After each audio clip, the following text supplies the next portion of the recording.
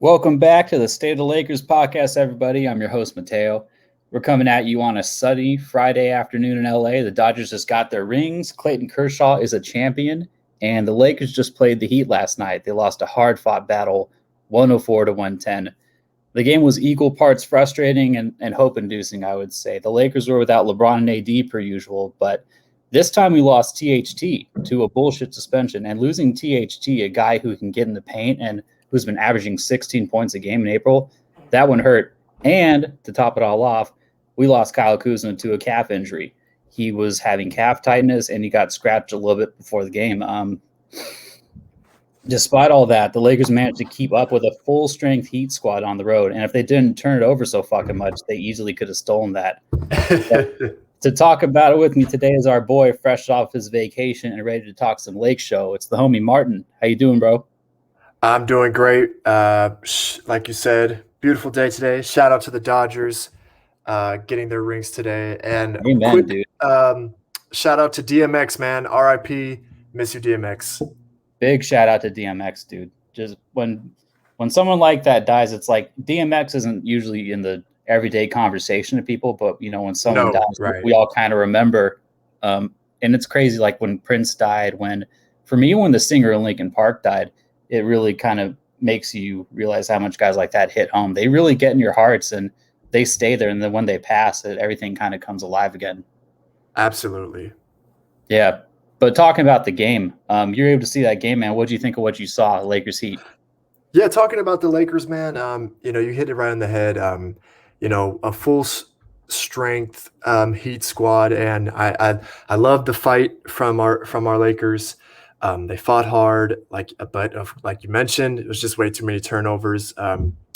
We were just on a day when, we really just could not afford to not have THT or Kuzma. So there are no moral victories. It is what it is. It's an L. But there were some good things. Good to see that Drummond actually finished the game, because he didn't finish his game when his debut. And he gave us some good minutes. As far as the Heat, they kind of look to me a little bit in our situation. They just look a little bit almost like a jet lag feeling from that short 2-month break after the finals, game 6 and the start. They kind of give me the same vibe too. I feel like Jimmy Butler's pacing himself and some of those other guys are pacing themselves. I think Oladipo was a good move because it could be really rewarding in the playoffs. And as far as us, man, we have to get healthy. A pretty bogus suspension for THT on a night we needed him. Horrible. We have to get healthy, man.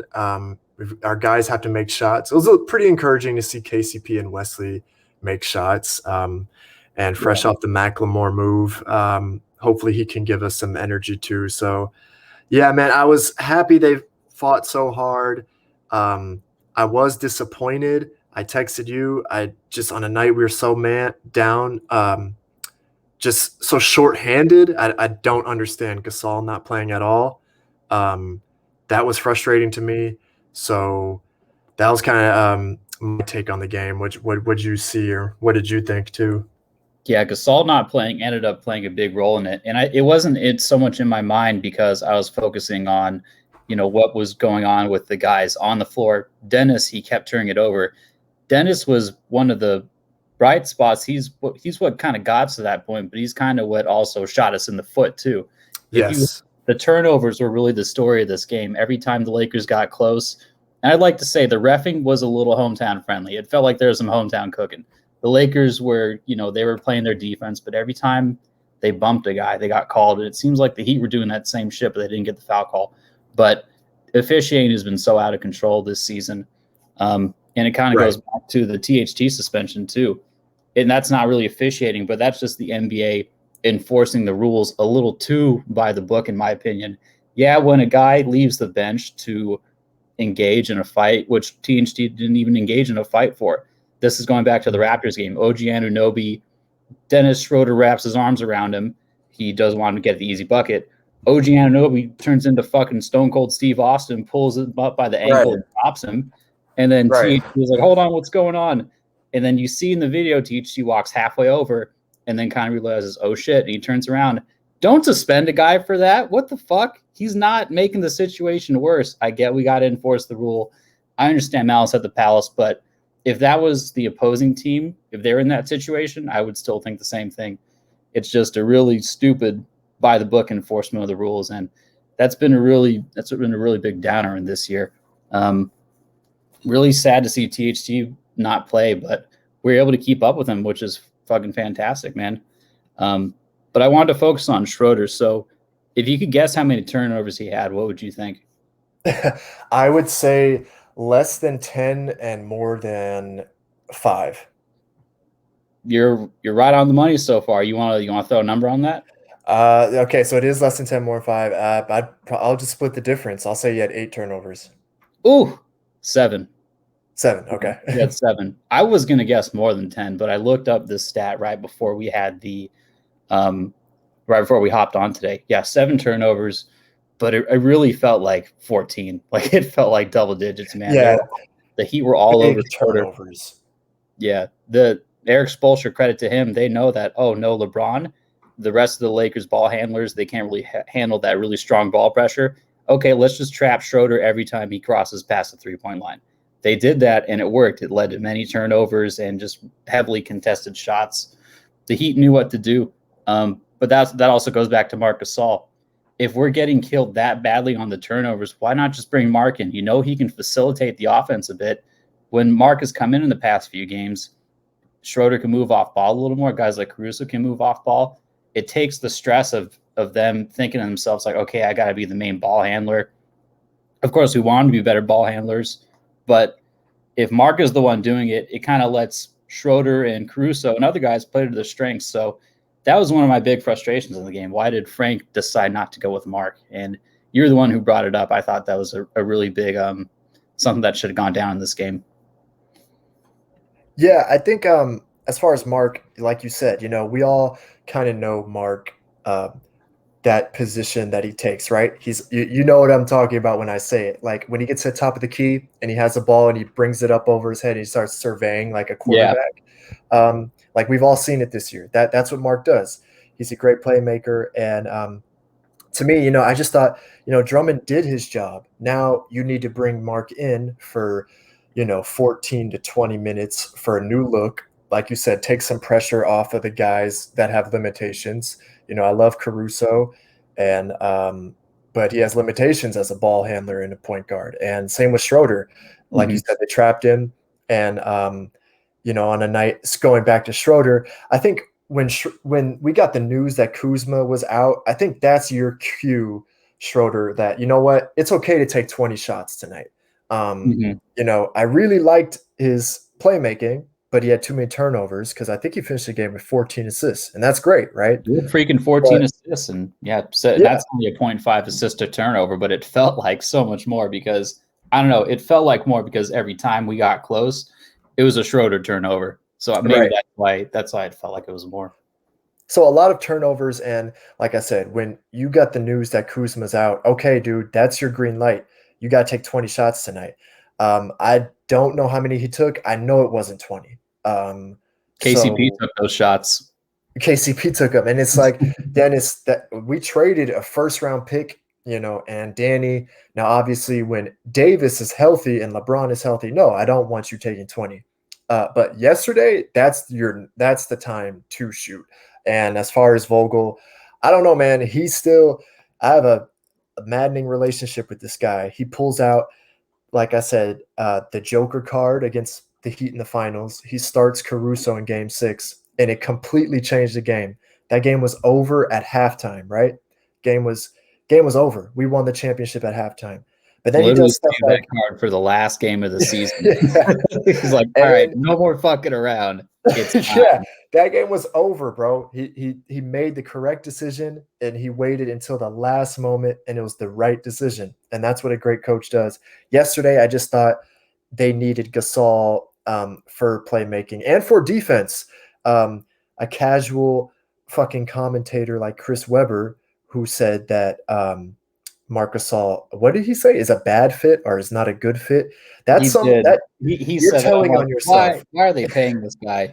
What I'm is so going on?" glad when people make comments like that because they just tell on themselves to me. It's like, okay, so you actually don't watch our games because any Yep. person that watches the Lakers, like you and me and the people we follow with the team and on social media, they see that, we're the number one defense with Gasol. Now, no, he's not that guy in Memphis and he is not an all-star and whatever, but we're going to need him. And I thought yesterday, just give me 15 minutes for a different look. So that was what I thought about that. It's still the regular season, and Frank Right. Vogel made many questionable decisions rotation-wise last year in the regular season. And in the playoffs, it seemed like most of the time he was pretty on point with what the team needed.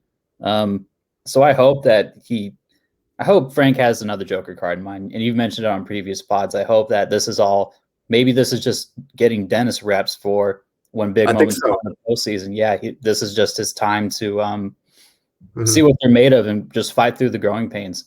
And it's kind of a good thing that LeBron, of course we want LeBron and we want to have the best record in the league, but this will be better for them as players, and their own personal growth. I hope that the fruits of it come during this playoff run, Right. Because they could experience these growing pains right now and still not be ready by playoff time. But I hope they are ready come playoff time thanks to these growing pains. About Alex Caruso too. Did you notice in the third quarter, I thought he had a pretty good shift in terms of facilitation because when Schroeder was getting killed with these traps and he could not make a skip pass to save his life, and he couldn't even pass to the next man, and the Heat were just all over him. Caruso came in, and I thought, oh, God, this is going to be even worse. But no, Caruso was making those skip passes, and it wasn't getting turned over. He had this one shift in the second or third quarter where he kind of held his own, and I was really happy to see that. Did you catch that? Yeah, I did see that, and it was really nice to see because we love Caruso and the energy and the bald mamba and the dunks, but he is a limited player, but so, yesterday it was encouraging because he did, like you say, hold his own, and like for Caruso, why I really just enjoy watching him is because obviously great players elevate other role players and just average players. So, everyone knows the plus minus stat with LeBron and Caruso. And it's kind of like easy and dismissive to say, well, his plus minus is so high because he is with LeBron, right? But it's like, well, there's plenty of guys that just are bums. And even playing with a LeBron, they don't elevate their game. So, point I'm trying to make is that when Davis is healthy and LeBron is healthy again, and they come back, it does maximize Caruso for him to go to his regular spot. Same with Schroeder too. Same with everyone on the team. I know, it puts them in their roles. Right. It puts them in their roles, but it was nice to see Alex, like you said, hold his own. Mm-hmm. He had a good shift, man. Oh, there were many bright spots in this game. Even though Dennis Schroeder didn't get the shots off, he got reps as a facilitator. KCP had 28 on 11 of 20 shooting. Wes Very also good game for KCP. Yeah. Amazing game for him. And, we just wanted to get in a better rhythm. I would like for KCP just to have a week or two off. I just don't know if we can afford it. Certainly not now. But when LeBron and AD get back, maybe if there's a way to let this man just get like a week or two off because he's been playing consistently after the bubble, and he had the short off season along with the rest of us. But he played great tonight, and we want to see him get back in rhythm, and that's what we got, 28 on 11 of 20 shooting. Wesley Matthews, so we've been rightfully slandering, 14 points, 4-11 from the field. Good game, yeah. Yeah, 3 of 3 from the free throw line. He was like 3 of 8 from the three. It's good for him to see the ball go in, and I think that's going to be really big for him. And our man Drummond, he played the whole game. He had to leave in the second, but his strength was really on display, I thought.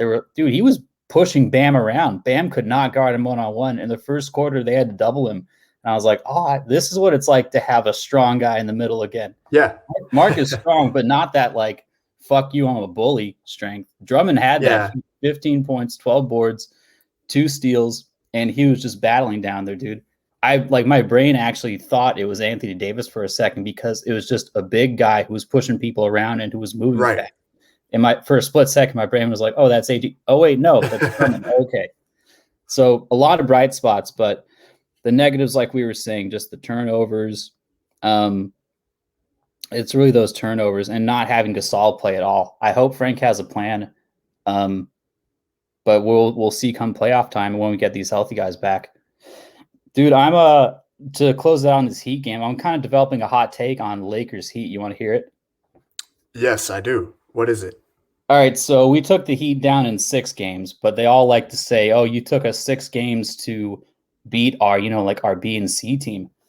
I think if you had your A team, we match up even better with them. If you just had Bam and we had AD going against him, if you had Dragic, who was your primary initiator, I know Jimmy does a little bit of initiating too, but bro, if you had your full squad, I think we beat you guys in 5 or 4, just because you saw us beat you 75-35 in game 1 before Dragic went out. We were stomping you. We saw you. We fucking stomped you in game 6 when you had the full guys. Granted, Dragic wasn't healthy, but I Right. really think basketball is about matchups, dude. I think that if they had their full set of guys, I think we beat them by more just because of our matchups. And when they Yeah. don't have Dragic and Bam in there, we underestimated them, which our team was very guilty of doing that, especially in the Right. playoffs last year. So I think we're a little more focused if it's the full strength Heat team. I think we beat them in 5. Heat fans love clinging on to the fact that they didn't have their full squad going against us. But nah, dude, I'm a zag a little bit. I think we beat you even better. So I, I that's think my hot take. What do you think? I think that's a good point about matchups and the whole injury thing. It does suck. It sucks, and that's part of being a champion. Is you need to have luck. Every champion ever has had luck, has always had luck because being healthy is luck. Mm-hmm.